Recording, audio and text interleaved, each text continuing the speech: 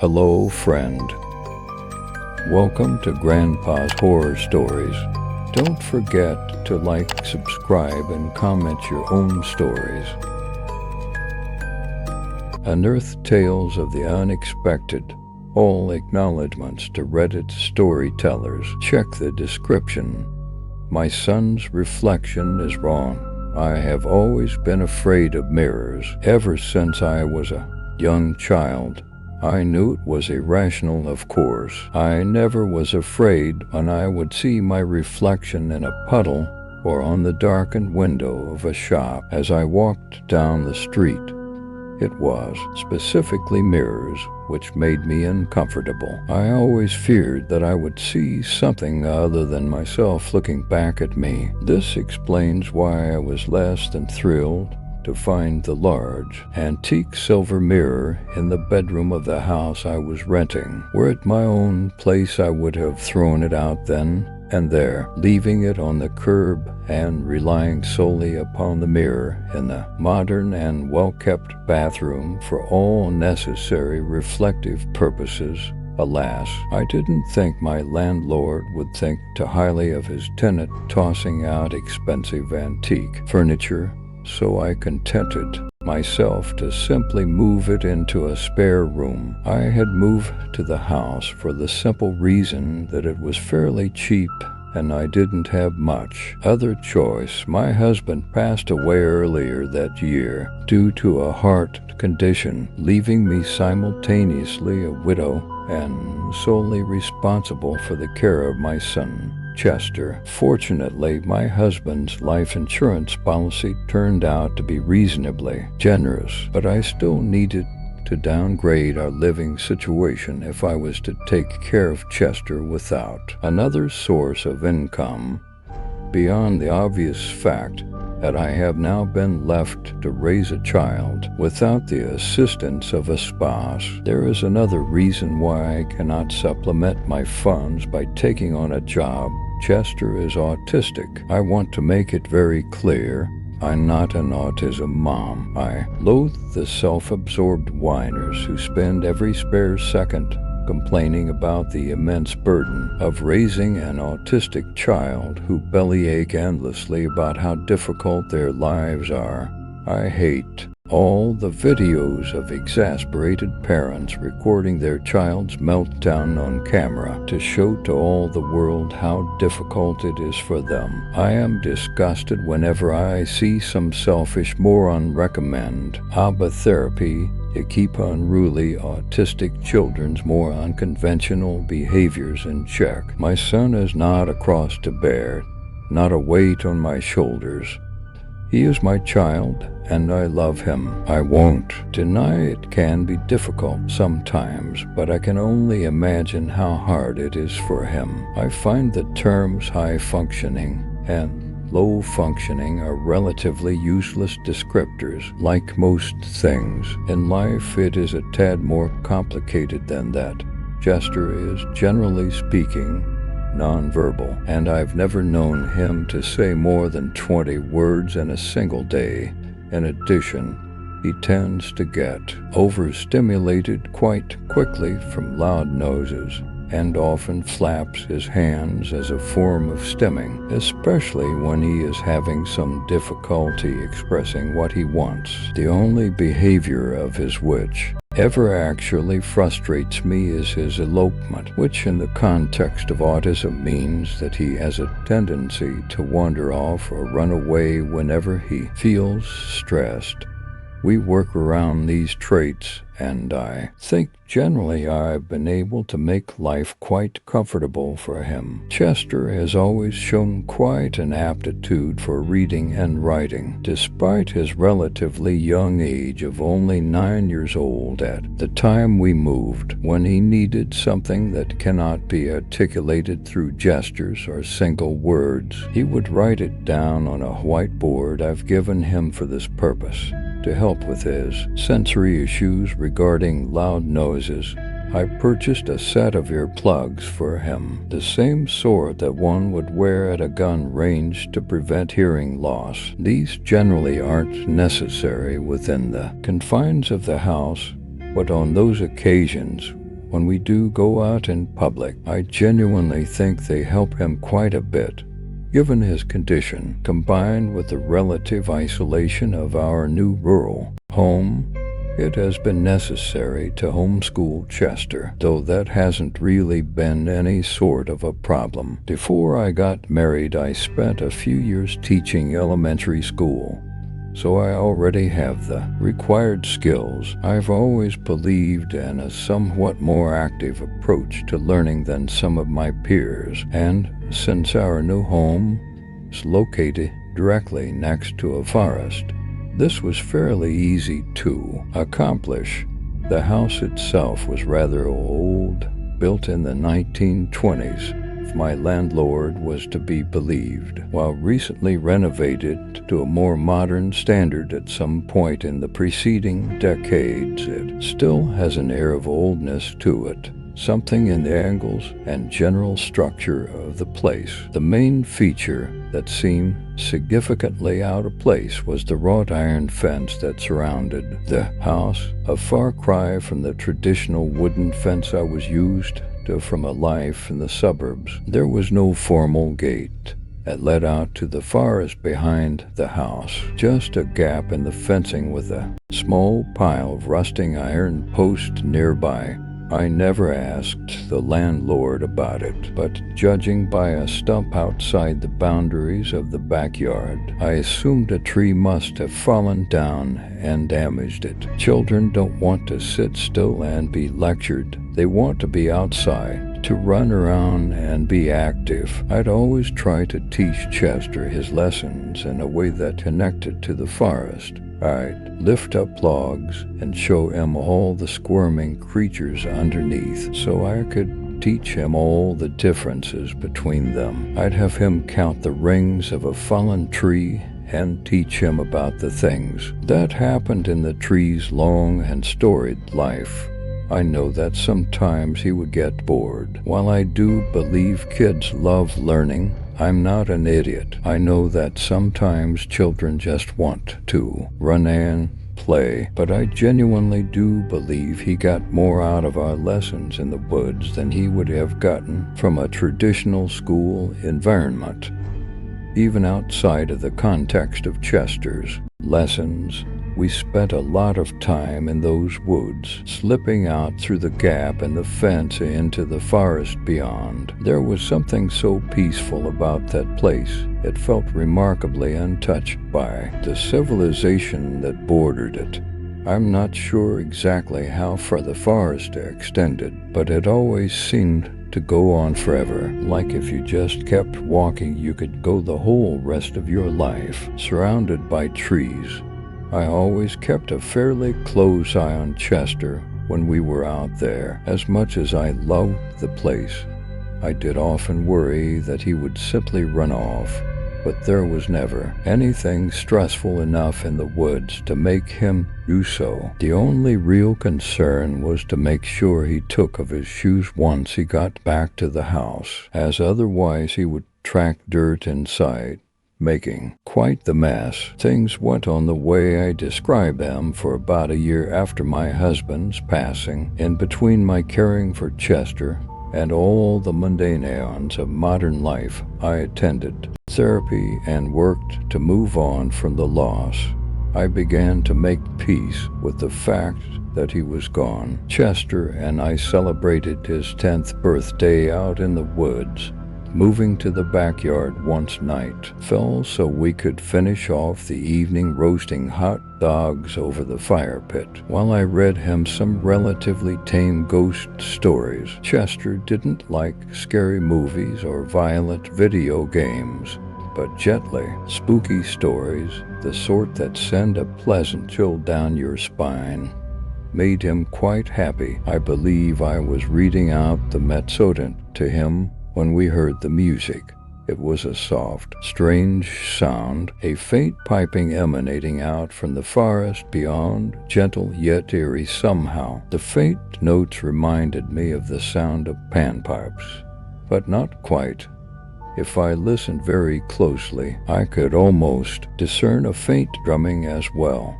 Chester looked out into the darkness beyond the fire, flapping his hands gently. He didn't seem upset or scared, just faintly awestruck. "Fairies," I heard him whisper. I felt somewhat uncomfortable as we both looked out into the blackness of the forest. The sound of crickets had died utterly as soon as the piping began, and we sat in silence, listening to that peculiar and otherworldly performance. It felt like something out of a dream, and I don't think it would be possible for me to recall the melody in any real detail. It was ephemeral somehow, slipping through the cracks of my memory like water through a sieve even as I listened. At some point the music ceased, and the crickets returned to their chirping. I led Chester back inside and tucked him gently into bed. I've never been especially afraid of intruders, given how far away we were from any major population center. But that night, I double-checked that. All the doors and windows in the house were firmly locked. I didn't sleep well that night. I'll admit I'd still not gotten used to sleeping alone, and often had difficulty falling asleep. But this felt different somehow. It seemed that whenever I was close to finally falling unconscious, I'd see a shadow pass across the wall or hear something just on the very edge of my perception, something that reminded me faintly of music whenever I'd jolt up in bed, looking or listening for what I thought had disturbed me. There was nothing there. At some point I must have finally fallen asleep because found myself blinking out the daylight from my uncovered window, groggy and irritable. My skull throbbed with a terrible headache. My alarm clock hadn't gone off. It seemed to have become unplugged in the night. Possibly in my tossing and turning the cord had somehow come out of the socket. It was in the late morning, far later than I usually woke up, and Chester was frustrated because he hadn't had breakfast yet. He didn't say anything, but he seemed glum and looked at me with justifiable annoyance and hunger. I did my best to prepare him some scrambled eggs and bacon, but in my pain and fatigue I managed to burn the bacon and cook the eggs to an unpleasant, rubbery consistency. I deeply regret what happened next.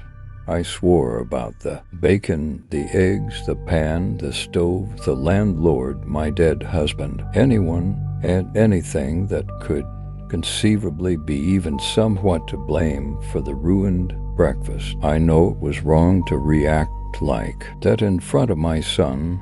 I know it was immature, but I was tired and pain, and just wished desperately I could go back to bed. When I'd finished with my profanity-laced rant, I heard the back door closing and looked out the window to see Chester fleeing out into the forest, visibly distressed. "Shit," I muttered to myself, and ran out the door after him, calling for him to come back. I tripped on one of the fallen iron fence posts and fell to the ground, knocking the air from my lungs.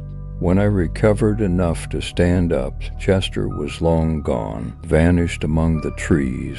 I looked through those woods for hours, as I've described earlier. I don't know how large the forest behind my house is, but it still feels odd that in all that time I never saw him. Chester's only 10 years old. He isn't some sort of Olympic sprinter, and the foliage isn't so thick that I could have lost him that easily. I kept wandering among the trees, shouting out Chester's name with increasing panic. Sometimes I thought I'd hear a branch snapping or a child's giggle, and I would turn about, desperately trying to catch a glimpse of the sound's source, but there would be nothing there. It was fairly far along in the afternoon when I finally decided to head back and call the police. Despite how long I'd spent in the forest, it was a remarkably quick walk back to the house. It felt almost as if the walk into the woods was somehow further than the walk out. I opened the door and started moving to the bedroom to get my phone, when I suddenly saw Chester sitting on the couch reading a book. I nearly wept with relief and rushed to hug him, apologizing over and over for scaring him and asking if he was okay. I was so happy to see my son again. I wasn't even angry with him for running off. "I'm all right, Mom. I'm really sorry for running off. I was just scared. I won't do that again. Please don't be angry," said Chester, tears welling up in his eyes. I froze. Chester rarely spoke more than a single word at a time. His longest sentences I could remember before this were maybe 3 or 4 words long at most. This was utterly unprecedented, and I had no idea how to react whatsoever. "Mom, are you okay?" he asked, looking at me with a confused look on his face. The next week went by very strangely. To be very clear, autism isn't something that just goes away. It's not a disease. It's not something that can be cured. And yet, Chester no longer showed any signs of his previous behavior whatsoever. His personality seemed intact. The sort of things he now spoke aloud seemed relatively in keeping with the sentences he would have previously written on the whiteboard. He still had the same love of reading, the same interest in ghost stories. He still played with the same toys. In all respects, he was the exact same boy as before. Simply now he was neurotypical. He didn't have to wear earplugs out in public anymore. And true to his word, he never ran off when under stress. He didn't even flap his hands. He just kept them calmly at his sides. It was totally surreal. One day I was teaching him his lessons out in the woods, and he told me, "Mom, I think I want to go to regular school. I want to be with the other kids." I was completely taken aback. Chester had never showed even the slightest interest in going to a public school before this, and on the few occasions he'd had to interact with other children, he'd been far too shy to play with them. Of course, I told him I'd be happy to send him to school. What else was I supposed to say? That night I sent off emails to the nearest schools in the area asking about late enrollment. It was the second week after Chester's sudden and unprecedented transformation that I began to notice something else that was strange. Despite the fact that we were spending a decent amount of time outside in the woods, Chester never left any dirty footprints in the house anymore. It wasn't that he had suddenly become more careful about taking his shoes off. He was still running inside with his sneakers on the same as he always had, but there was never any dirt or mud. I just assumed at the time he must have been wiping his shoes off while I wasn't looking, and in all honesty, I didn't pay it much mind. It's only in retrospect, knowing what I do now, that this sticks out in my mind. He also didn't eat very much anymore. He didn't snack at all, and whenever I prepared him his meals, he only ate very small portions. He never showed any signs of weakness or that he was losing weight, so I didn't bother him about it. There would be no point in forcing him to eat more than he wanted to. But it did strike me as very odd. It wasn't until the incident with the mirror that I realized that it wasn't my son. I was looking for some books I'd packed away in cardboard boxes in the spare room. There wasn't a lot of space on the bookshelf in the living room, so I tended to switch out the books on a semi-regular basis for ones kept in the spare room. Aside from a handful of mainstays, it was while I was doing so that Chester walked over to the doorway and asked me where I had put his tow robot. I looked up from what I was doing to answer him when I caught something out of the corner of my eye, something deeply wrong. It was the old silver mirror pointed towards the doorway.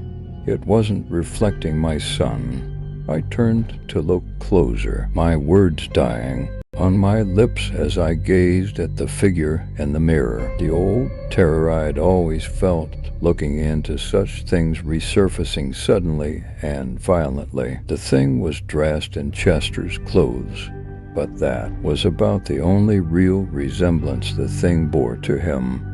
It was a crude marionette carved from untreated and unpainted wood, clumps of bark still clinging to it in places. The mouth had a jaw like that of a ventriloquist dummy, albeit with crooked teeth made from sharp flints jammed into the wood. I saw bits of old food stuck to the teeth and mouth, remnants of meals I had cooked earlier in the day. The eyes were simple holes with bits of colored glass, like marbles, held within. It was suspended above the ground by an inch or two by thick brown twine, like the sort one would use to close a package in days before packing tape. I stared in stunned silence at the mirror before turning around, only to find Chester standing there, head cocked slightly in confusion. "Are you okay, Mom?" he asked with concern in his voice. I turned once again to the mirror, seeing the horrible puppet thing once again. I wanted to vomit as I watched its jaw work up and down, mockingly. "I'm sorry, I'll find it myself. I didn't mean to bother you," it said, before jerkily walking down the hallway to Chester's bedroom. That night I watched Chester carefully in the bathroom mirror when he brushed his teeth, but there didn't seem to be anything strange about him at all. He moved like a person, not a puppet, and when I gently squeezed his shoulder I felt flesh and bone underneath the fabric of his clothes, not hardwood and bark. I didn't sleep. Creepy as it may sound, I just sat in Chester's room and watched that thing lay in bed, snoring. It seemed to be asleep. I stayed there all night just watching, until it woke up the next morning, asking me what I was doing. I didn't respond, and left without making breakfast. It's not like it would have needed it. I wasn't even sure where I was going at first. I was just driving to clear my head. I eventually realized I was en route to an antique store the next town over. I'd visited the store a few times before, looking for bits of furniture and the like immediately after moving. I didn't know why I was headed there now, but it felt almost as if I were being drawn there somehow. I pulled into the parking lot and left my car, pushing through the shop's door with the tinkling of a bell. I wasn't sure what I was looking for. I just wandered the store in a daze, looking around all the various bits of junk and knickknacks with disinterest. The whole store reeked of musty books and wood polish, the smell lulling me into a sort of trance as I meandered among the shelves stacked with discarded history. Eventually, though, I found something that struck my eye. It was a small old hand mirror with the telltale tarnishing of real silver. It seemed to call to me somehow, and in my numb state I didn't even fear the blank-eyed reflection that looked back at me. I picked it up and looked at the price tag, $50, more than it was worth, but not too unreasonable.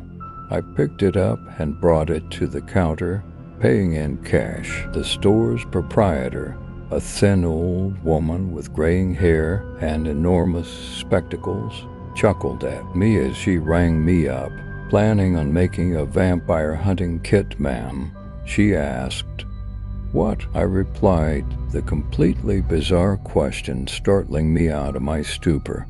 Just a little joke. Halloween's coming up, and once a few years back I had a gentleman come in here and buy up all sorts of strange stuff. I asked him what he needed it for, and he told me he was going to dress up as Abraham Van Helsing for the occasion.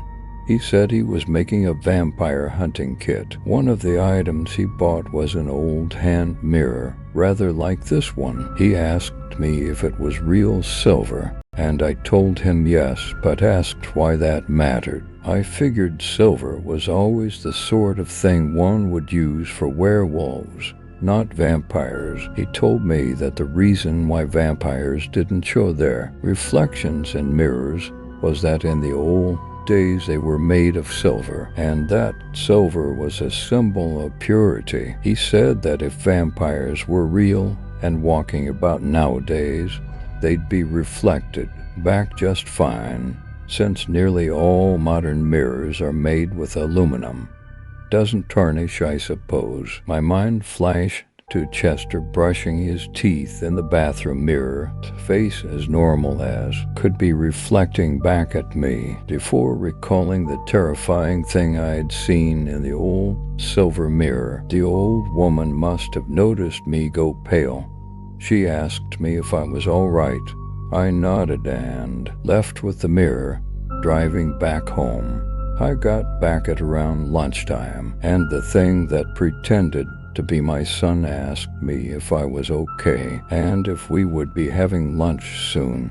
I angled the mirror so I could see its face and saw that crude puppet mouth wagging in vague time with its speech. I told it to wait at the dinner table and that I would be with it in a few minutes.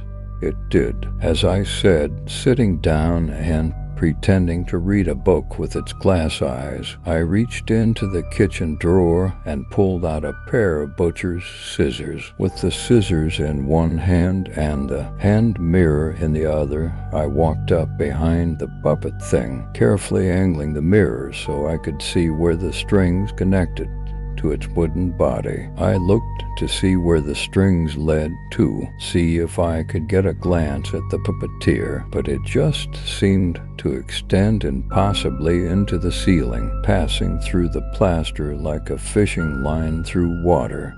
It didn't notice what I was doing until I'd already cut the first string, one connected to its left arm. It screeched in what sounded like pain, a horrible, distorted cry that was a mix of mad piping and a child's scream. It swiped at me with the right arm, but I was too fast for it.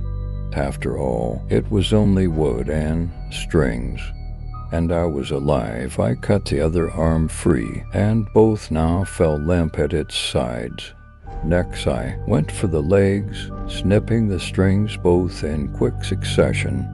Glancing out from the mirror, I saw what looked like my son floating in the air slightly, mouth wide open as it screamed. I cut. The strings connected its jaw and head, and the thing collapsed to the floor in a silent heap. The illusion had been broken, and all that lay before me was a broken puppet. Far away in the distance, I could hear the sound of pipes playing faintly in the woods, a haunting melody which I cannot quite recall. I knew I couldn't go to the police with any of this. Who would believe a woman who claimed that her son had been replaced by a puppet? I'd be institutionalized at best, arrested for child abuse at worst, and that's assuming they ever managed to find the real Chester. I spent the rest of the day frantically researching on the internet, typing inane phrases like child replaced puppet music pipes or puppet mirror child double into the search engine, getting almost nothing useful in response, until eventually I came across some old website detailing European folklore, specifically the page on changelings. I read about medieval peasants convinced their children had been replaced with those of fairies, how their real children had been taken to the woods to be raised by the monsters which stole them. I read of the ways one could protect oneself from the so-called fair folk, of their hatred of iron. I remembered the wrought iron fence that surrounded the house, the conspicuous gap where a tree must have broken through as it fell. I've written this in case I don't come back. I've written this so that if I'm never found, they don't think I just performed a murder-suicide in the woods out of grief. I love my son dearly, and I'm going to save him from the monsters that took him from me. I can hear the hideous music of their eldritch pipes drifting through the trees, mocking me. I am taking one of the broken iron posts with me. The tip is sharp as a spear.